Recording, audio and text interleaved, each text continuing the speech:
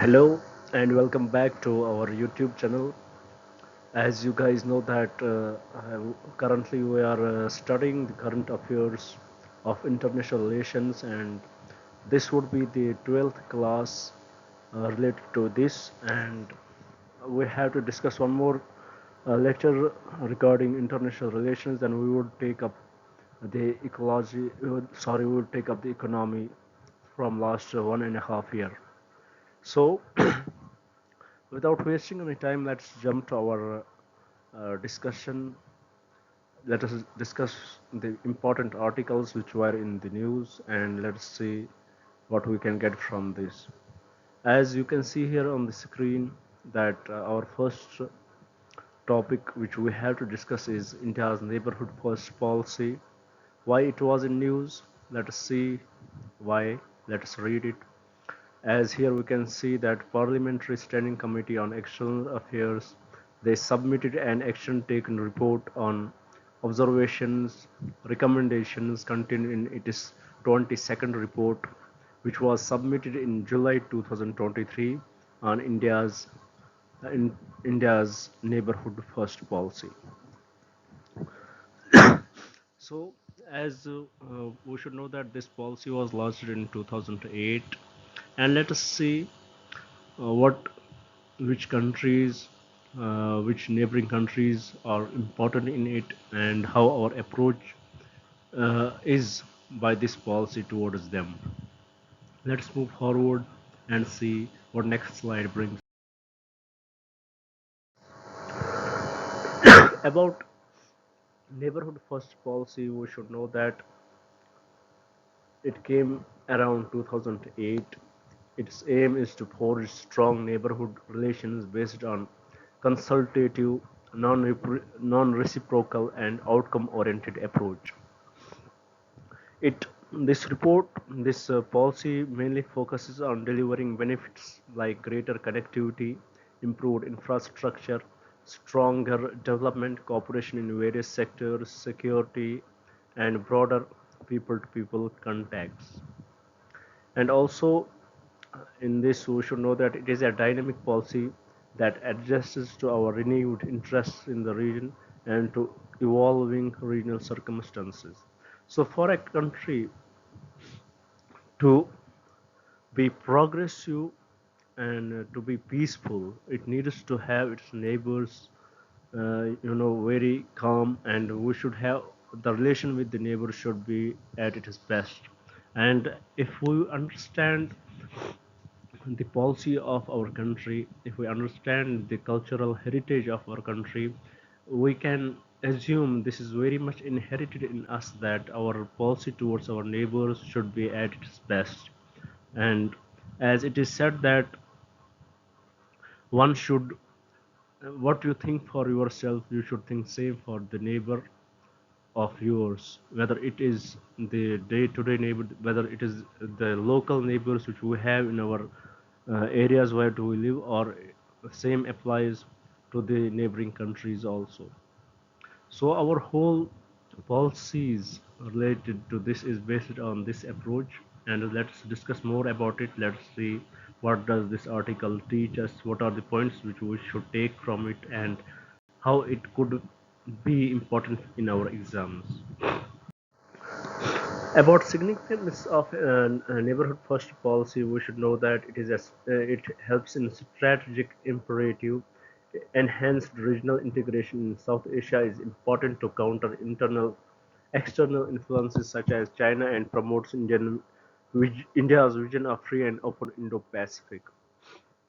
As we know, our neighboring countries, the Chinese influence is very much rising there, and that is not good for our country. So by this neighborhood first policy, we can curb this Chinese influence. We can we can have we could develop best relations with our neighbors, and we could provide what China is providing them in a better way, in a non-reciprocal way, where we can benefit, where both of both the countries could benefit well.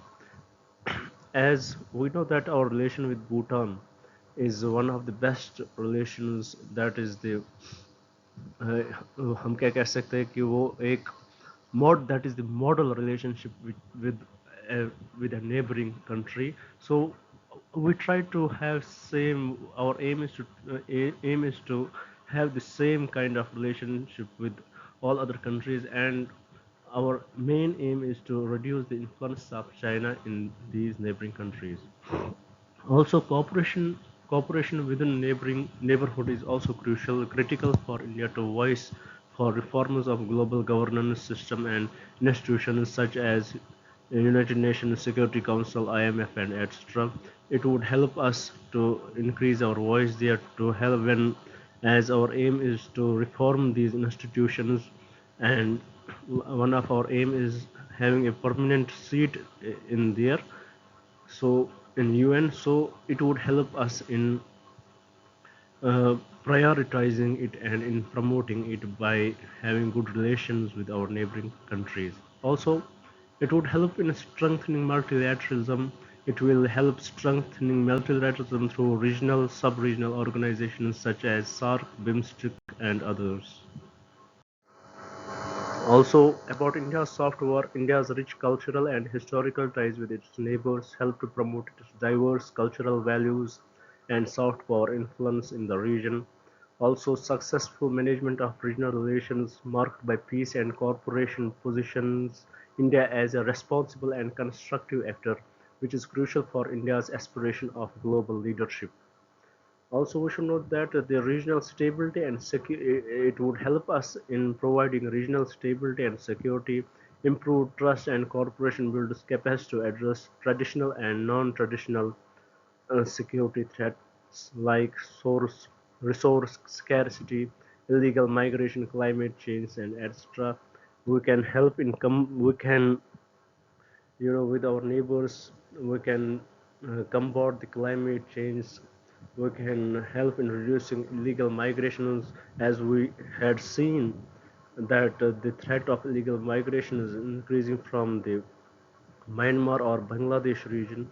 We can, if we will have a good constructive relation with our countries, we could reduce that, and also we can reduce our resource scarcities. For example, we can import more electric power from Nepal and Bhutan by developing greater relations with them.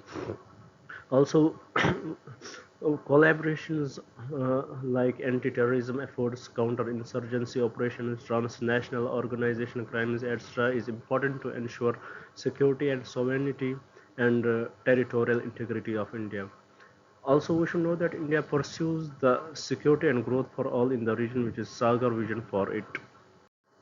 Further, we can have economic ties by it facilitates increased regional trade, investment, and cross-border infrastructure, leading to economic growth, employment generations, and improved standards of living.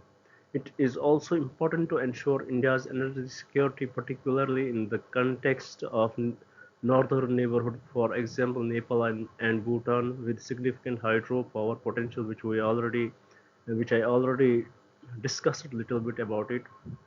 Also, active outreach with neighbors is also important to address developmental deficit in India's northeast. For example, Kaladan multimodal project, Akhura Agartala rail link through Bangladesh, and etc. Moving forward, we can see here the countries which are priority to us in our neighborhood. First policy, we can see Myanmar, Bhutan, Bangladesh, Sri Lanka, Maldives, even Afghanistan and Pakistan. Forward, let us see what are the key recommendations by the parliamentary committees regarding our neighborhood first policy. First, we have implementation of developmental projects. Ministry of External Affairs should establish a cell to identify specific initiatives, projects, and programs to be taken up by various ministries and departments with our neighboring countries. Also, strengthen joint project monitoring committees and oversight mechanisms for monitoring progress of various development assistance projects for their timely execution. Also, border infrastructure and connectivity, increased investment, pooling of resources, and above all, convergence of everybody's interest and focus by various central agencies for regional infrastructure development of the border areas. Also, Ministry of External Affairs should work in close coordination with the Union Ministry of Home Affairs and state governments to address illegal migration and monitor demographic changes in border areas. Further, development fund explore feasibility of setting up a regional development fund for connectivity infrastructure under regional frameworks like BIMSTEC. Also explore the feasibility of creating a disaster relief fund on the lines of COVID-19 emergency fund under the aegis of neighborhood fund first policy. Also cultural and people-to-people connect, scale up academic cooperation, special scholarship schemes, and exchange in the field of performing fine arts undertaken by Indian Council of Cultural Relations, promote investment in tourism, including medical tourism under the Neighborhood First policy. And then another recommendation is bilateral and multilateral regional framework, periodic review on the basis of contemporary realities and upgrade, strengthen and energize these mechanisms on a continuous basis. Then synergy with Act East policy, Minister of External Affairs to maintain a synergy between Neighborhood First policy and Act East policy as it holds significant potential to bring out connectivity, economic development and security of the northeastern region. Now let's move to our next topic. It is about free movement regime with Myanmar, as it was about it was allowed that there were free movement regime in India-Myanmar border where up to 16 kilometers were allowed to for people to roam within the border. So let us discuss about it. Union Ministry of Home Affairs has decided to scrap this free movement regime between India and Myanmar. This move is aimed to ensure internal security of the country and maintain demographic structure of India's northeastern states bordering Myanmar. Government also has decided to balance the Indo-Myanmar border, currently border with Myanmar approximately 1643 kilometers is predominantly unfenced except for a small section in Manipur covering approximately 10 kilometers. So this is a little bit about the India-Myanmar border. In it, there we had the free movement regime which got scrapped by the Union Ministry of Home Affairs. The reason for that was the illegal migration and the uh, you know and the influence, or we can say mainly it was the illegal migration and the Myanmar army which used Indian areas as their sanctuaries to hide out. So these are the few reasons why India decided to go for this, to take up this step. So let us we should know that India-Myanmar border, it is approximately 1643 kilometers, and this much is predominantly unfenced, except some 10 kilometers bordering area between Myanmar and Manipur that is fenced. About a free movement regime between India and Myanmar, it permits individuals residing within a 16-kilometer radius of the border to traverse freely without requirement of a visa or other documentations. This was formalized in 2018 as part of India's Act East policy. About FMR regime conceptualized due to this was conceptualized due to following reasons.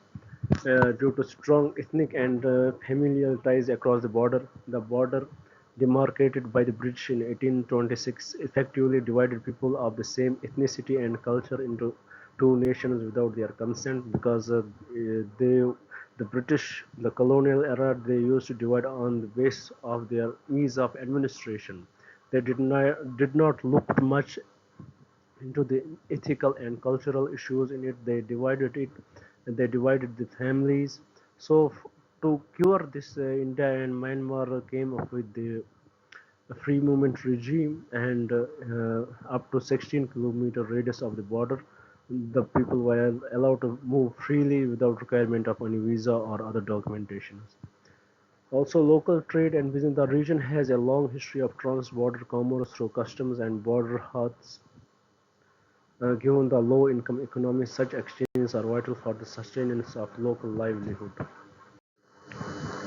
Here we can see that the Indian-Myanmar border stretches from Arunachal Pradesh to Nagaland to Manipur and Mizoram. So we should know that these are the states with which the Myanmar shares its border with. Let me repeat it again. It is Arunachal Pradesh, Nagaland, Manipur, and Mizoram.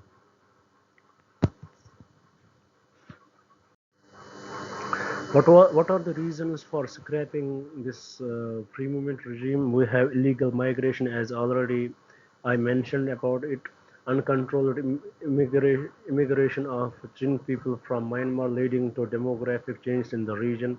We have ethnic violence and insurgencies. Metis community attribute last year's tensions to the perceived illegal migration of tribal Kuki-Chin communities, also entry of soldiers from Myanmar, exodus of Janta soldiers seeking sanctuary in Mizoram, which has serious security implications in India's northeast, and also surge in narcotics production in Myanmar. A report by UN Office on Drugs and Crime linked Myanmar's political turmoil under military junta to surge in flow of narcotics in the region. So these are the few reasons why we decided to scrap FMR. Now let's move to our third topic to be discussed is India-France relations. About it, let us see what does this PPT give us and what are the points which we should remember in it. As here we can see India and France have announced defense industrial roadmap for cooperation on defense production during French president's visit to India as chief guest at the Republic Day celebration. You know, usually the chief guest of Republic Day celebration has much to say. It shows us the relations with the chief guest's country, the who to which country the chief guest belongs. Our relations with them, with that country, is going to be very much important for us. So we should know that the chief guest for this year's Republic Day was the French president, and also roadmap is aimed at deepening the integration between the two countries' respective defense industrial sectors and to work together to identify opportunities for co-design, co-development, and co-production. Moving forward, what are the other outcomes of the visit? Leaders from both sides committed to revitalizing the trilateral cooperation with Australia, deepen the one with UAE, and explore new ones in the region. Trilateral grouping with UAE aims to ensure security from the east coasts of Africa to the Pacific. France expressed its support to join one future alliance as agreed in G20 leaders summit to further synergize global efforts on building digital public infrastructure capacities. Also, both sides agreed to convene a special task force on nuclear energy within 3 months in the framework of the Indo-French Strategic Dialogue, declared 2026 as India-France Year of Innovation. India will be among the priority countries of implementation of international pillar of French strategy on arts and crafts. What are the points of convergence between India and France? We have defense and security. As we should know, France is playing an instrumental role in India's defense modernization through transfer of technology, joint ventures, supply of advanced systems, among others. For example, agreement for transfer of technology for Scorpion class submarine, supply of Rafale aircrafts, and etc. We have joint defense exercises. We should know about that. Varuna, which is a naval, Garuda Air Force, and Shakti Army are conducted between the two countries. Usually, such questions UPSC do ask in the exams.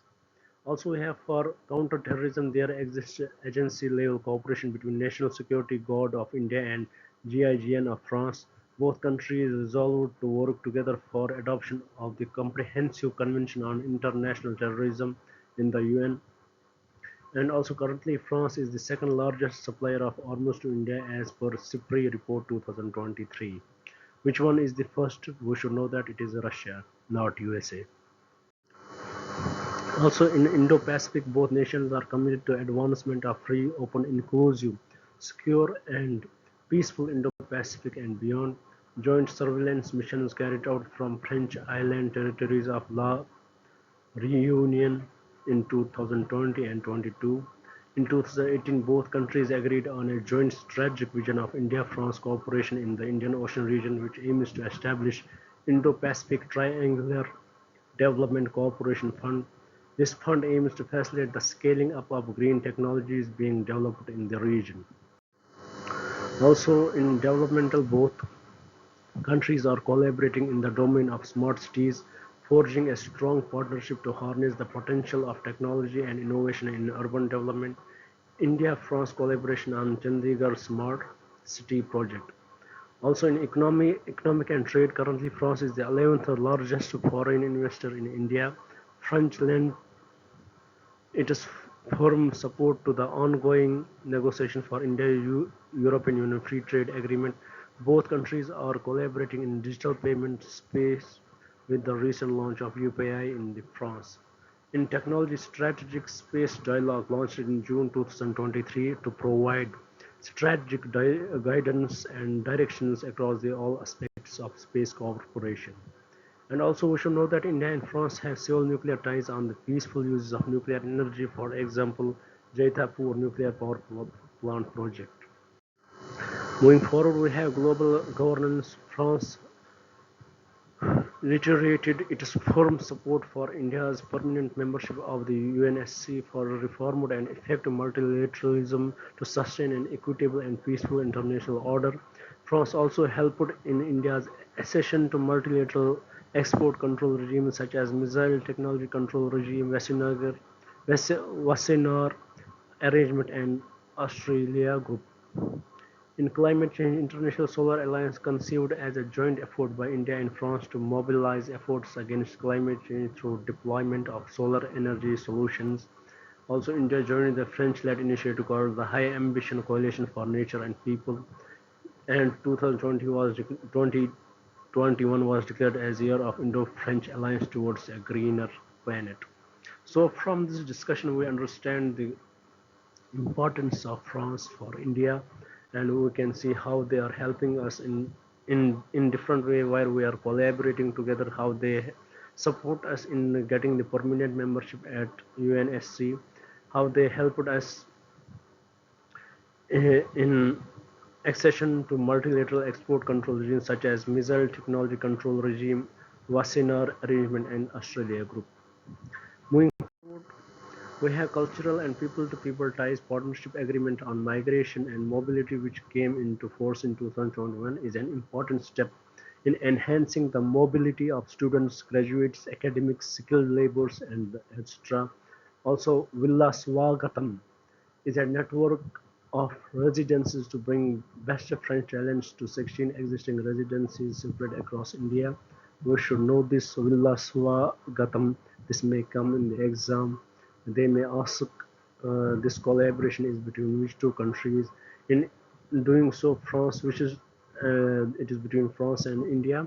In doing so, France wishes to create a community of French artists and writers who will learn from India's rich savoir-faire and history. Moving forward, let's discuss one more important article of our today's discussion. It is about India-UAE relationship. Why it was in news, we can see India and the UAE signed a bilateral investment treaty during an official visit of Prime Minister of India to UAE. This bilateral investment treaty is expected to further promote investment in both countries. It will offer proper settlement of dispute through arbitration and thereby, among other things, encourage domestic manufacturing and reduce import dependence. As India moves towards achieving US 5 trillion economic target and UAE focusing on diversification and liberalization program to reduce reliance on oil economy, both countries converge as partners in progress in various sectors. And also we should know that experts believe that this BIT is a step towards this direction itself towards the 5 trillion economy target of India. About India-UAE relations, we should know in few important points in it, as we had already discussed this topic earlier. India-UAE diplomatic relations began in 1972. This year, 2015, marked the beginning of a new strategic partnership between the two nations.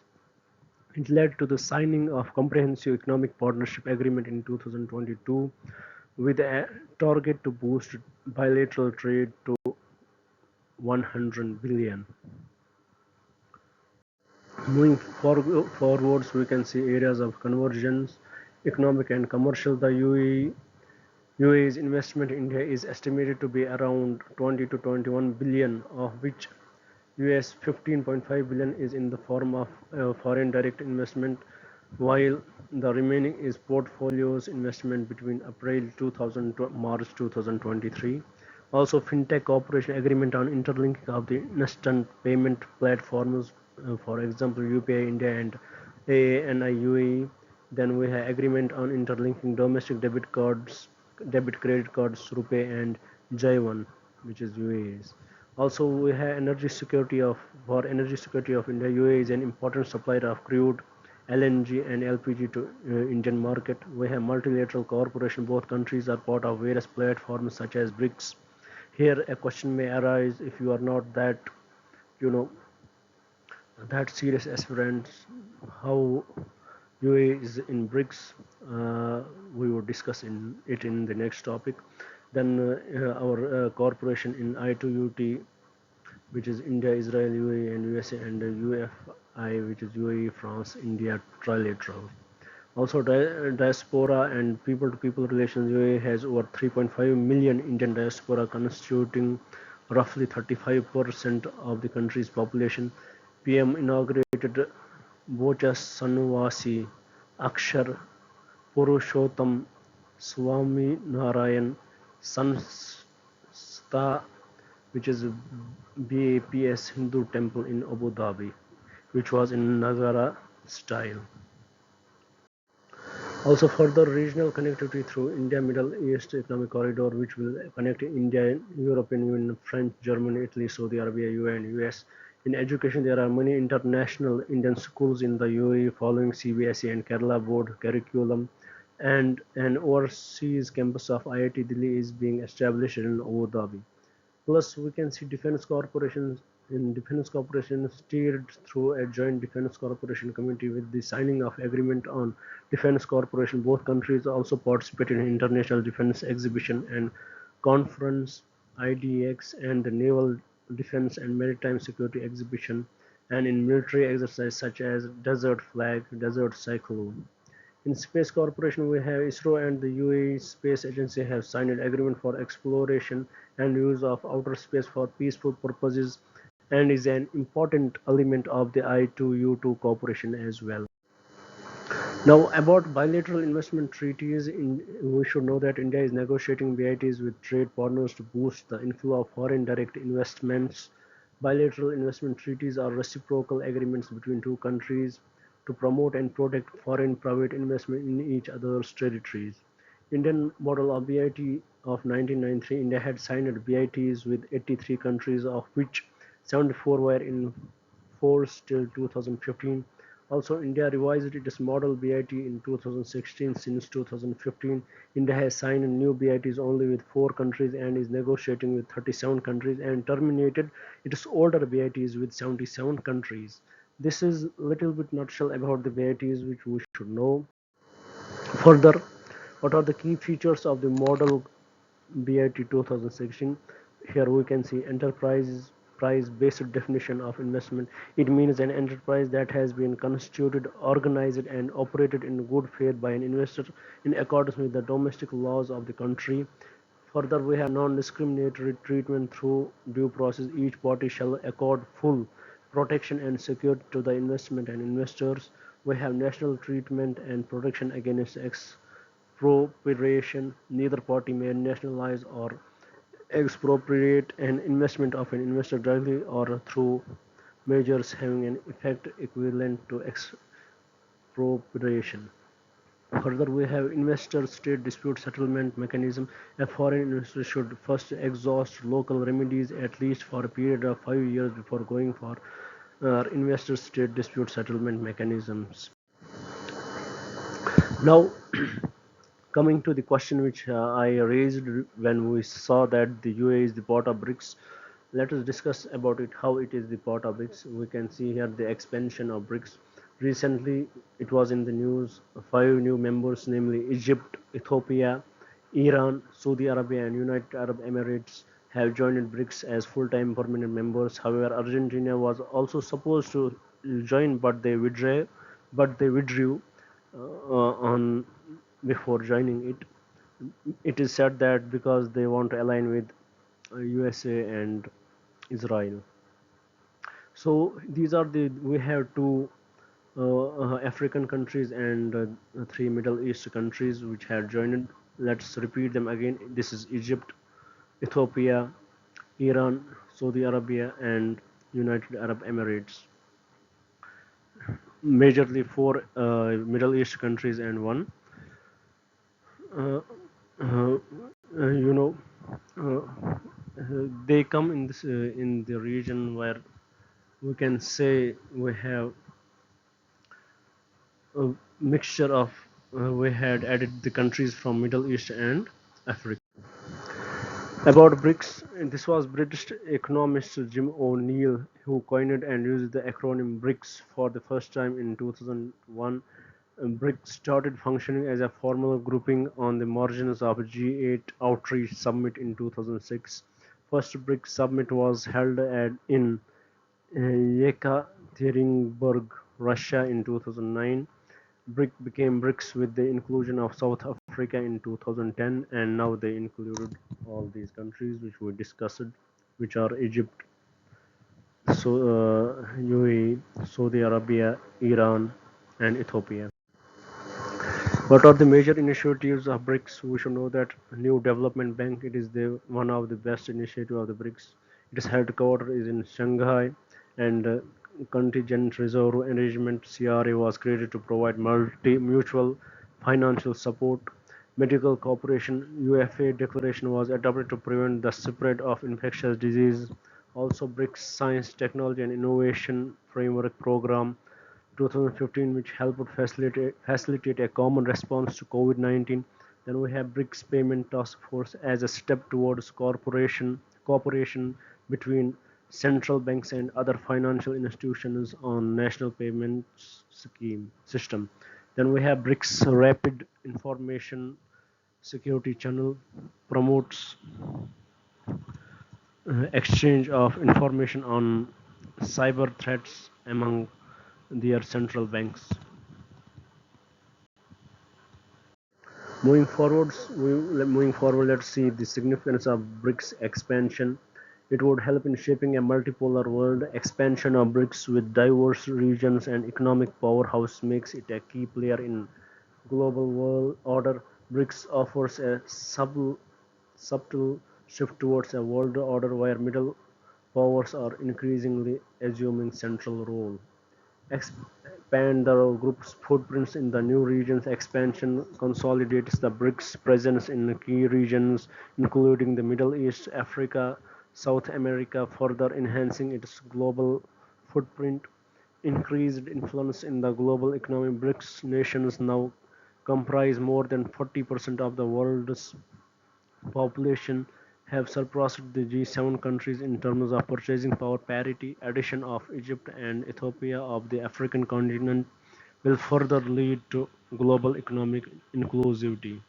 Push towards dollarization, Egypt has shared its intent to conduct payments for imports from China, India, and Russia in their respective currencies. Now, let's see the last topic of today's discussion. It is South Asia Sub-Regional Economic Corporation, SASEC.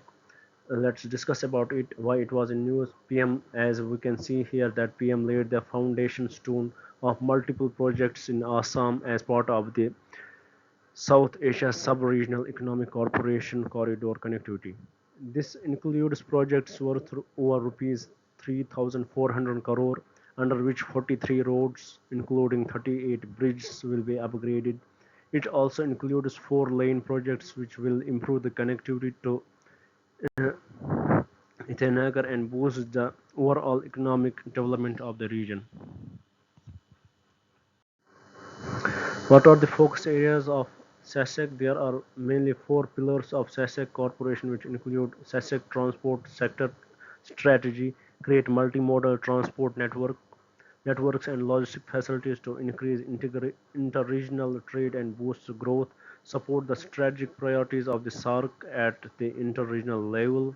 We have SESAC Trade Facilitation implement SESAC Trade Facilitation Strategic Framework 2014 to 18, focusing on customs modernization, cross-border facilities improvements, support the strategic priorities of South Asia's Free Trade Agreement Corporation framework.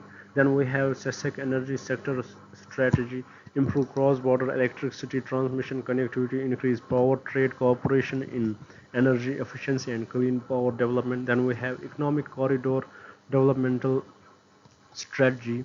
In 2016, countries approved the SESEC Operational Plan 2016 to 25, introducing economic corridor development as a fourth sectoral area of focus, prioritize construction of economic corridors with potential cross-border linkages, optimize opportunities to bring innovation into public-private partnership. So this was about today's discussion. I hope I was able to convey the information to you guys. You know, we are taking, this is the 12th discussion related to the related to international relations. So I had tried to pick up the all important articles which could be important for your exams, and I had tried to convey the information to you guys. I hope this would be sufficient for you and this would help you in cracking your exam. So my best wishes to you guys, best of luck for your exam and stay blessed. May you succeed in every exam of your life. Sorry, we have one more slide to study here. We have about South Asia Sub-Regional Economic Corporation. It was established in 2001 in response to Bangladesh, Bhutan, India and Nepal's request from ADB. ADB serves as the SASAC Secretariat.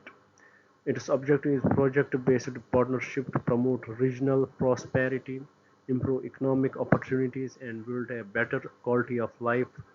Its vision is boost intra-regional trade and cooperation in South Asia, develop connectivity and trade with Southeast Asia through Myanmar to the People's Republic of China and the global market. Its members are Bangladesh, Bhutan, India, Maldives, Myanmar, Nepal, and Sri Lanka. About that, we repeat it, this may be important. There are few important points which we should know about South Asia Sub-Regional Economic Corporation. It was established in 2001. Its objective is to project-based partnership to promote regional prosperity, improve economic opportunities, and build a better quality of life. Its vision is boost inter-regional trade and cooperation in South Asia, develop connectivity and trade with Southeast Asia through Myanmar to the People's Republic of China and the global market. And its members are Bangladesh, Bhutan, India, Maldives, Myanmar, Nepal, and Sri Lanka. So I hope you are able to connect with this, and I hope if you had studied till, if you had been with me till this long, so my request to you is please do subscribe to my channel, as it takes huge efforts to make these PPTs and to make the videos out of it. So it would be the appreciation from your side if you would subscribe to my channel, and this would boost my confidence and I would keep uploading these. And if you are staying here till now, I would like to share with you that after our prelims exam, which would be conducted in the month of June, from the 1st July I would start three programs.